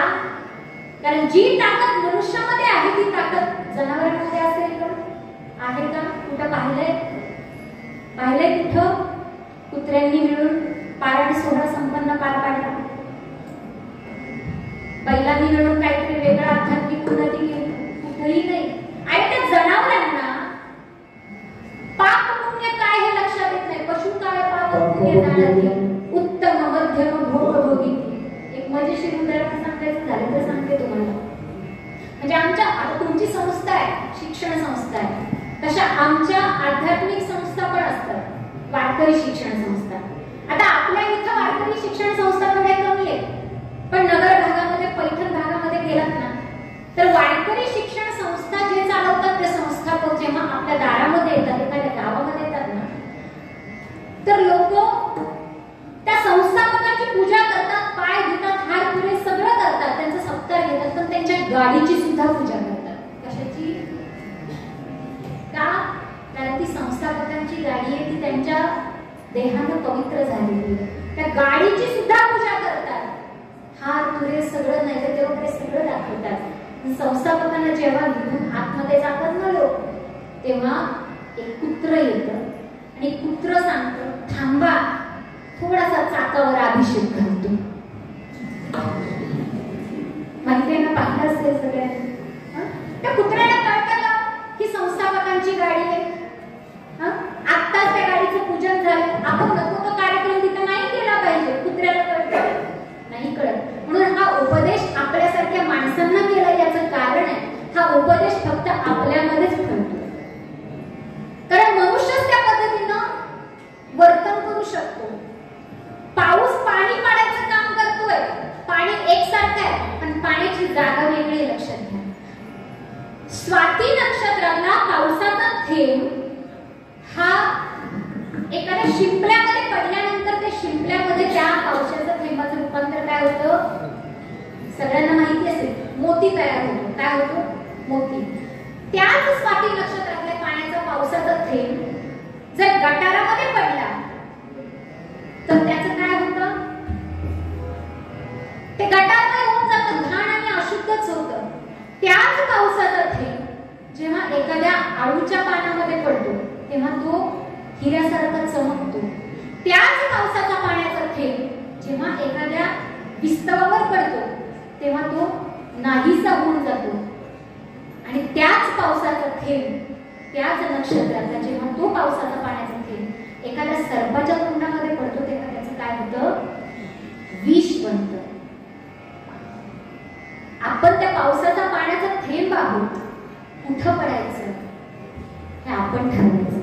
लक्षात हे आपण ठरवायचं. तेव्हा तो मोती बघून कुठं असतो? तो मोती राजाच्या मुकुटाला किंवा भगवंताच्या मुकुटामध्ये चमकतो. फुलं सुद्धा बघताय तुम्ही, काही फुलं टवटवीत झाडालाच असतात, काही फुलांची जागा भगवंताच्या पायाशी असते, काही फुलांची जागा भगवंताच्या गळ्यामध्ये हार म्हणून राहते, काही फुलांची जागा प्रेतावर वाहण्याकरता ठेवतात.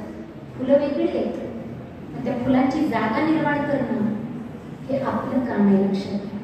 त्यामुळे हा देह आपल्याला दिलाय भगवंताने, देवे दिला देह भजना गोमटा, तो बाधिकारक व्हावा असं कुणीही वागायचं नाही.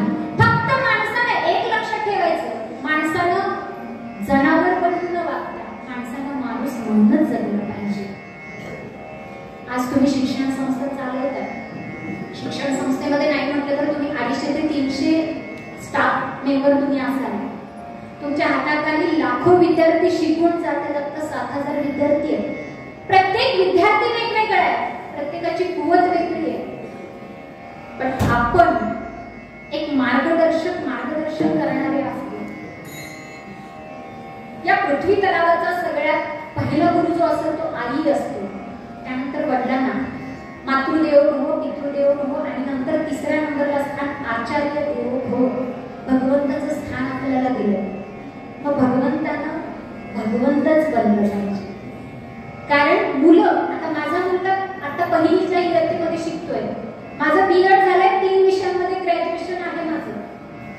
पण माझा मुलगा माझा ऐकत नाही. तू कोणाचं ऐकतोय? आई तू कसली पद्धत शिकवतेस ग? आमच्या सरांनी आम्हाला सोपं सांगितलंय, आमच्या सरांच्या पद्धतीनंच मी ऐकणार, मी आमच्या सरांच्या पद्धतीनंच करणार. तो माझा ऐकेल का?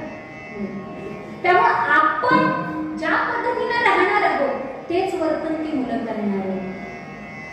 आणि हे शिक्षण सुद्धा आपल्याला दुसरीकडून नाही मिळत. स्वतः तुमचे संस्थापक जे गेले, ज्यांचं पुण्यस्मरण आहे, ते पुण्यस्मरण असणारे आपले संस्थापक, त्यांनी स्वतःचा जो भाव ठेवला तोच भाव अंतःकरणामध्ये ठेवून आपण ही शिक्षण संस्था एकत्रितरित्या चालवायची. हेच काम आपण करायचंय, तेही अगदी एकत्र येऊन तुम्ही आम्ही खेळी मेळी गदारोळी आनंदे. हा खेळ म्हणजे एकट्याचा, एकट्याने करायचं नाही, सगळ्यांना एकत्रित घेऊन करायचंय. आणि एकत्रित होतं त्याला काय म्हणायचं? भजन. आणि हे चिंतन महाराजांनी अभंगाच्या 3ऱ्या चरणामध्ये सांगितलं. याच देई ग इत ते करावे देवाचे चिंतन, इत ते करावे देवाचे चिंतन, इत ते करावे देवाचे चिंतन, इत ते करावे देवाचे चिंतन.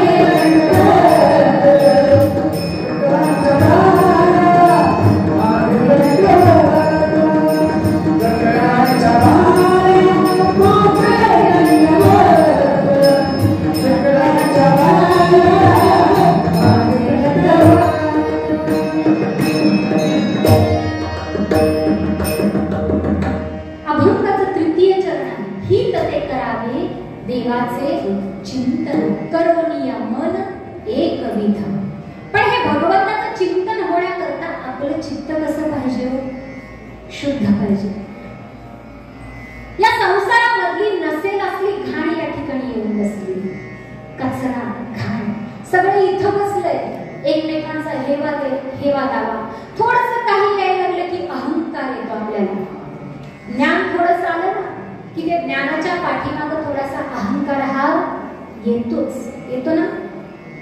आता आम्ही सगळे इथं बसलोय, एखाद्याला, आता आमच्या संप्रदायामधलं सांगते, तो आपला संप्रदाय, एखाद्याला माळ नाही घातली आणि एखाद्याला घातली. माळ घातलेल्या माणसाला किती अहंकार द्यावा? ते लगेच बिगर माळकऱ्याकडे बघून म्हणतात तुझ्या घरचं जेवण सुद्धा आपल्याला चालत नाही. का? माळ घातलीस म्हणजे तू मोठा शहाणा झालास. आणि माळ घातल्यानंतरची जी लिंता तुझ्यामध्ये यायला पाहिजे ना, ती आली पाहिजे. हा अहंकार नकोय. बरं ठीक आहे, तो माळकरी एकदा टाळ वाजवायला लागला ना की तिथं सुद्धा अहंकार येतोच आहे. अरे तुला काय येतं? मला बघ, मी कीर्तनकारांच्या साथीला उभा असतो. पण तो टाळकरी एकदा गायक जर, मी तुम्हाला म्हणत नाही नाहीतर अवघड होईल. गायक जर झाला ना, अरे तुला काय गाता येतं रे? मी काय गातोय बघ, माझ्यासारखा गाणारा ज्ञानाच्या, आणि तो गायक जर कीर्तनकार झाला तर मग उजेडच आहे. ज्ञान हे यावं, ज्ञानाच्या पाठीमागं अभिमान येऊ नये.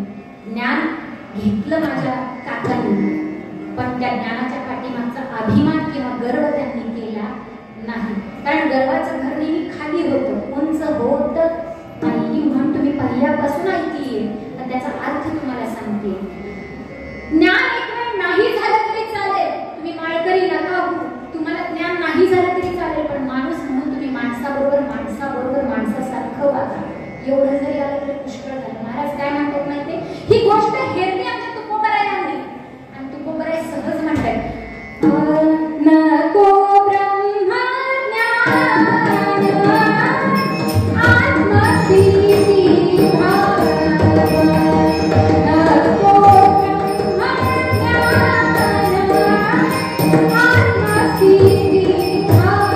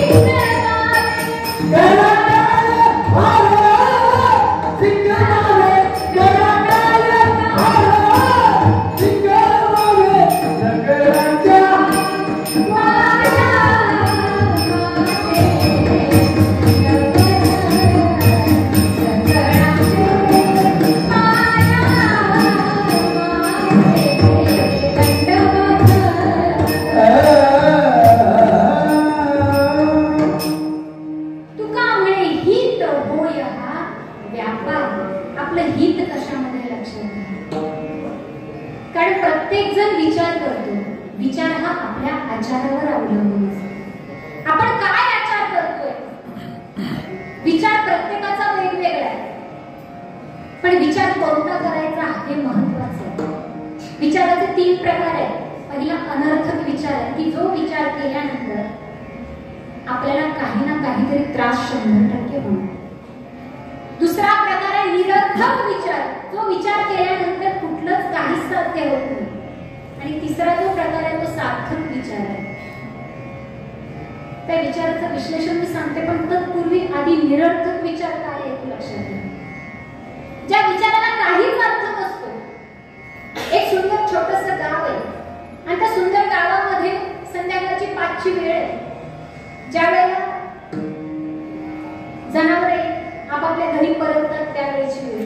त्यावेळेस गाढव आपल्या घराकडे चाललं होतं रस्त्याने आणि घरासमोर एक माणूस बसला होता आणि ते गाढवाकडे बघून विचार करतोय. कोणाकडे? आता गाढव हे विचाराचं साधन आहे का? ते गाढवाकडे बघून विचार करतोय. या गाढवाच्या अंगावर किती भर केस असतील? एक वेळ उपयोगाची गोष्ट मोजली तरी चालेल, पण गाढवाच्या अंगावरचे केस मोजून काय उपयोग आहे का? पण त्याचा काही भविष्यात त्याला फायदा काहीच नाही. निरर्थक विचार आहे. हा विचार करून उपयोग आहे का आयुष्यामध्ये येऊन? नाही. बरं, दुसरा विचार सांगते तुम्हाला. निरर्थक विचार संपला, आता अनर्थक विचार. हा विचार केल्यानंतर तुम्हाला फळ तर प्राप्त होणारच नाही, पण कुठेतरी तुम्हाला त्रास तर 100% होणार आहे. 100% त्रास होणार. अशी संध्याकाळची वेळ महिषा आपल्या घराकडे चालले होते आणि गेले 6 महिने एक माणूस त्या दारावर बसून रोज संध्याकाळी 5च्या दरम्यान त्या दारावर बसायचा आणि बसून त्या म्हशींकडे बघायचा. त्या सगळ्या म्हशींमध्ये वेगवेगळ्या म्हशी पण असतात बरं का, वेगवेगळ्या शिंगाच्या, वेगवेगळ्या काळ्याच असतात, पण कुणाला थोडासा अगदी पांढरा असला तरी एखादा डाग असतोच. पण त्याच्यामध्ये एक म्हैस होती, वेगवेगळ्या शिंगाची होती, पण ही शिंगाची जी म्हैस होती ती अशी गोल शिंगाची होती. हा 5 वाजता बसलेला माणूस विचार करायचा. गेले 6 महिने तो विचार करतोय त्या म्हैशीकडे बघून. ती जी म्हैस जाते ना गोल शिंगाची, त्या म्हैशीच्या शिंगामध्ये माझं डोकं अडकेल की नाही अडकणार? काय विचार करतोय? ह्या गोल शिंगांमध्ये माझं डोकं अडकेल की नाही अडकायचं? एक माणूस आला, त्याचाच मित्र, आणि मित्र हे तुम्हाला काहीतरी सल्ला चांगलाच देतात. हा जवळ आला आणि त्याच्याजवळ बसला. म्हणलं, काय मी गेले 6 महिने बघतोय तुझ्याकडं, त्या म्हशीकडे बघून काय विचार करतो रे सारखा? मला काही नाही रे, मनात विचार आलाय त्या गोल शिंगांमध्ये ह्या म्हशीच्या माझं डोकं अडकेल की नाही अडकलं हा विचार करू. म्हणजे अरे विचार काय करायचा, अडकून बघ ना. पण त्यानं सुद्धा विचार केला पाहिजे. मी उभं राहिलं आणि बरोबर त्यानं माप घेतलं आणि अडकवायचा प्रयत्न केला त्या शिंगामध्ये आपलं डोकं. काय झालं असेल? ती म्हैस बसली असेल तर तुमच्या भाषेमध्ये सांगा मला. ती इकडं लोळवते, तिकडं लोळवते, उकरड्यावर घाणीत लोळवते, कपडे फाटले, त्याचे बरबडले, कसा बसा तो खाली पडला. त्या लोकांनी कसा बसा त्याला उचलला, पाणी मारून मारून शुद्धीवर आणला. जखमी अवस्थेत त्याला त्या महत्वाच्या एका सरपंचाने प्रश्न केला, बाबा त्या म्हशीच्या शिंगामध्ये डोकं अडकवून घेताना थोडा तरी विचार करायचा ना. थोडा गेले 6 महिने झाले मी हाच विचार करतो. काय उपयोग आहे त्या विचाराचा? आणि करायचं असेल तर निरर्थक विचार एक वेळ परवडतो.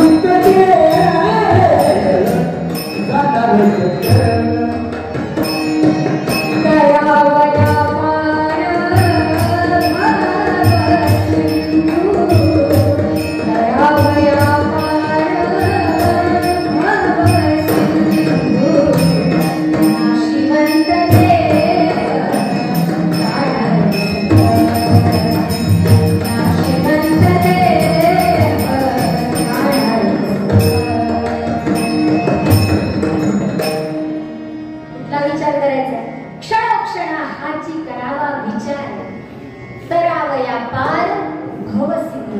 भव म्हणजे मोठा, सिंधू म्हणजे समुद्र. हा संसार सागर करून आपल्याला पहिलं तीराला त्या मोक्षापर्यंत पोहोचायचं, त्या भगवंतापर्यंत जिंकायचे. मग कसं पोहोचायचं? ते पोहोचत असताना एका गोष्टीचं लक्ष ठेवायचं. एकच गोष्ट, हा देह नाशिवंत आहे. कसा आहे? का कोणाचा राहणार आहे? तुम्ही म्हणाल महाराज तुम्ही कीर्तनकार आहे, तुम्ही तरी राहचाल ना. या जगामध्ये कोणी राहण्याकरता आलेलं? प्रत्येकाला जायचंय. हे जीवन संपणार आहे, हा देह निघत जाणार आहे. पण या देहाचं सार्थ विचारानं होतो. आज आमच्या काकांनी तोच विचार केला. या जगामध्ये येऊन त्यांनी निरर्थक विचार केला नाही, अनर्थक विचार नाही केला. त्यांनी फक्त एकच विचार केला, या जगतामध्ये सार काय आहे आणि असार काय आहे. सारा सार विचार करा मोठा मोठी नाव धरा पंथी विठोबाचे. नाव धरा पंथी विठोबाचे. विचार करा मोठा मोठी नाव धरा पंथी विठोबाचे. श्री राधे नाव धरा पंथी विठोबाचे.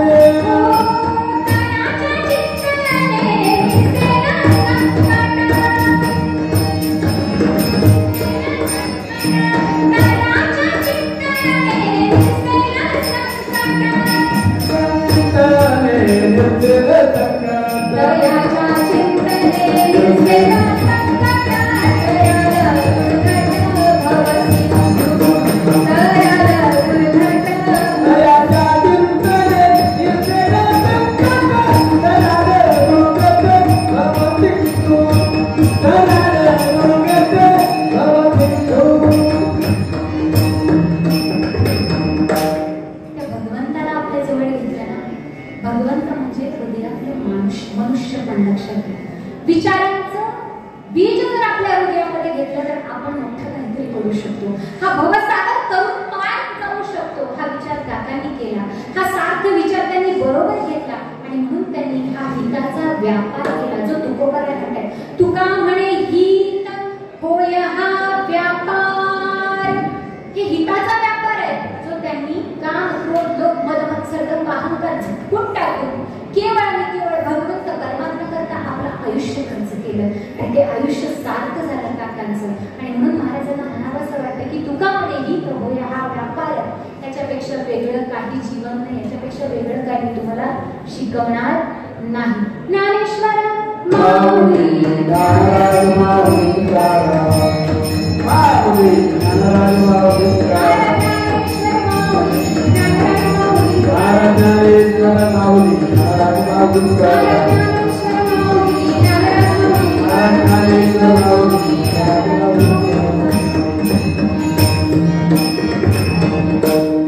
सांगून की मंजूळ बोलत असे आणि बोलवता धन्य वेगळाची या वृत्तीप्रमाणे जे काही तुमच्या समोर मांडण्याचा प्रयत्न केला ते बोल पदरामध्ये घ्यायचा प्रयत्न करा. असो, मी मगाशी सांगितलं हा खेळ हे ऐकल्याचा. गेले 15 दिवसापासून हे नियोजन चाललंय. तुमचेच प्रकाश सर तो तुमच्या आधीही माझा होता आणि आहे. अगदी लहानपणापासून आम्ही एकमेकांच्या सानिध्यामध्ये होतो आणि त्याने शब्द टाकला. तुम्हाला एक मोठी बहीण मानतो, मी त्याला छोटा भाऊ मानते. आणि खूप खेळीमेळीचं वातावरण. त्याने एक शब्द दिला, दीदी करशील का? अरे म्हणजे करेन ना, तुझ्यासाठी 100% करते. आणि खरं तर एका आध्यात्मिक माणसांकरता करायचंय, त्यांच्याकरता करायचं तर मी एका पायावर तयार झाले. म्हटलं 100% करेन. पण म्हटलं समोरचा श्रोता त्यांना हे सगळं पचेल का? कारण हे सहजासहजी कोणाच्या पचनी पडत. फार आटापिटा करावा लागतो लोक इथं बसवून ठेवण्याकरता. कारण इथं जर लावण्याचा कार्यक्रम असता तर न बोलवता सगळे इथं हजर. इथं गर्दीच गर्दी, स्टेजवर सुद्धा नाचायला सुद्धा जागा पुरली नसते. पण कीर्तन, प्रवचन ह्या गोष्टी नाही शक्यतो लक्षात. पण हे तुम्ही सगळं पचवलं त्याबद्दल पहिल्यांदा तुमचे आभार मानते. त्याचबरोबर ज्यांनी ही संधी उपलब्ध करून दिली ते आपले संस्थापक रामचंद्र पाटील भाऊ यांनी ही सुद्धा संधी उपलब्ध करून दिली. कारण खरं सांगायचं झालं हे सगळं होतं, मी मगाशी सांगायची राहून गेलो. या सगळ्यासाठी संपत्ती ही सात्विक असावी लागते. संतप्ती जी काकांच्या पोटी आली ती दैवी असावी लागते, तर हे सगळं साध्य होतं पुण्यस्मरणाचा कार्यक्रम वगैरे. आज इथं संपत्तीही सात्विक आहे आणि जी संतती त्यांच्या पोटी लागली जे ते आणि त्यांच्या ज्या 5 लेकी आहेत त्या संतती म्हणजे सात्विक आणि दैवी गुणाच्या आहेत. कोणी कन्या पुत्र होती सात्विक, कोणी कन्या पुत्र होती सात्विक, कोणी कन्या पुत्र होती सात्विक, कोणी कन्या पुत्र होती सात्विक. दयाचा हरी के वाटे देवा, दयाचा हरी के वाटे देवा, कोणी कन्या पुत्र होती सात्विक, कोणी कन्या पुत्र होती सात्विक. भाऊंच्या मनावर जे संस्काराचं बीजारोपण झालं ना ते साधं नव्हतं, कारण त्यांनी आपल्या वडिलांचं कष्ट पाहिलंय, हालाकीची परिस्थिती. त्या परिस्थितीमध्ये आई लहानपणी गेल्या, त्यांच्या लहानपणी त्यांच्या आई गेल्या आणि वडिलांनी त्यांचा सांभाळ स्वतः स्वयंपाक करून घालून केला. हे त्यांनी पाहिलंय आणि स्वतः स्वयंपाक सुद्धा शिकले. ते इथपर्यंत त्यांनी त्या संस्काराचं बीजारोपण अंतःकरणामध्ये धारण केलं. आपल्या वडिलांनी काय केलं हे कार्यकर्तृत्व त्यांनी पाहिलंय की अशी सात्विक संतती खूपच नाही कोणाच्या पोटी येते. आणि म्हणून आजचा हा कार्यक्रम इथं संपन्न होतो. त्यांच्याही चरणाचं दर्शन घेते. त्याचबरोबर जे जे या नियोजनामध्ये सगळे सहभागी झाला, मला त्या सगळ्यांची नावं माहिती नाही, त्या सगळ्यांच्या चरणांचं मी दर्शन घेते. त्याचबरोबर ज्यांनी संगीत प्रवचन करतात, खरं तर ही माझी पहिलीच वेळ आहे संगीत प्रवचनाची. एक प्रवचन केलं मी वृंदावनमध्ये दिल्लीमध्ये, ते संगीत कथा टाईप होतं पण तेही सुंदर झालं. आणि आजचाही प्रयत्न माझा उत्तम होता बऱ्यापैकी, तर तुम्हाला माहिती प्रयत्न उत्तम होता म्हटलं मी. ते आता कसं झालं ते तुम्हाला माहिती. सुंदर अशी साथ ज्यांनी केली हार्मोनियमला ते आमचे प्रकाश महाराज, आणि त्यांना माहिती आमच्या संप्रदायात, त्यांच्या चरणाचं दर्शन घेते. त्याचबरोबर ज्यांचं आवाज इतका गोड आहे, इतका सुंदर आवाज ज्यांनी भगवंतांनी यांना देऊ केलाय, पण मी माझं पाकिट काही देणार नाही. ते आपल्या हरिभाऊ महाराज आपल्याच या पंचक्रोशीमध्ये पोलीस गावचे त्यांच्याही चरणाचं दर्शन घेते. त्यातून सुंदर कपाताची साथ ज्यांनी केली ते आमचे दिगंबर दादा महाराज, त्यांच्या चरणाचं गोड दर्शन घेते. त्याचबरोबर जे आमच्या गाडीचं कायम सारथ्य करतात ते म्हणजे आमच्या तात्याच्या आम्ही वडील म्हणतो, त्यांच्या चरणाचं दर्शन घेते. त्याचबरोबर आमच्या शुभमच्या पती शुभांती जाधव, त्यांच्याही गावी माझं एकदा कीर्तन झालं, त्यांच्या चरणाचं त्यांच्या आईही उपस्थित आहे, त्यांच्या चरणाचं गोड दर्शन घेते. त्याचबरोबर आमच्या ताई माईंच्या चरणाचं दर्शन घेते. इथं सगळे आपले स्टाफ मेंबर प्राचार्य उपस्थित आहेत, त्या सर्वांच्या चरणाचं दर्शन घेते. यूट्यूब चॅनल आहे, चॅनलचं नाव खोबरे सर, तुमच्याही चरणाचं गोड दर्शन घेते. कारण हे प्रवचन जर तुम्हाला ऐकावंसं वाटलं तर त्यांनी त्याची उपलब्धता तुम्हाला परत करून दिलेली आहे. त्यांच्या चरणाचं गोड दर्शन घेते. सिस्टीम सुंदर आहे, त्यांच्या चरणाचं गोड दर्शन घेते. आणि झालेली सेवा भगवंत करण्याच्या चरणी अर्पण करते.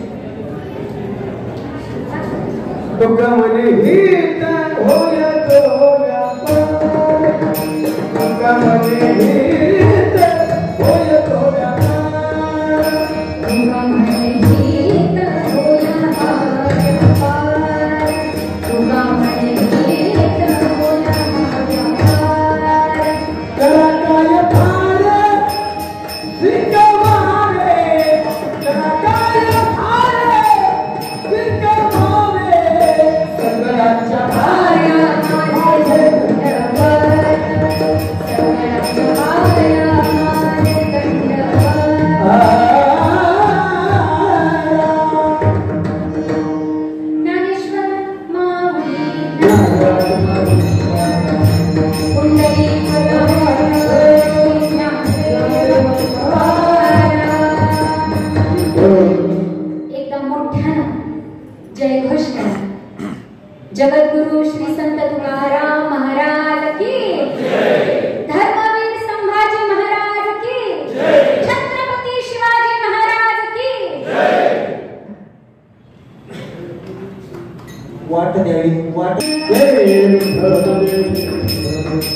तुका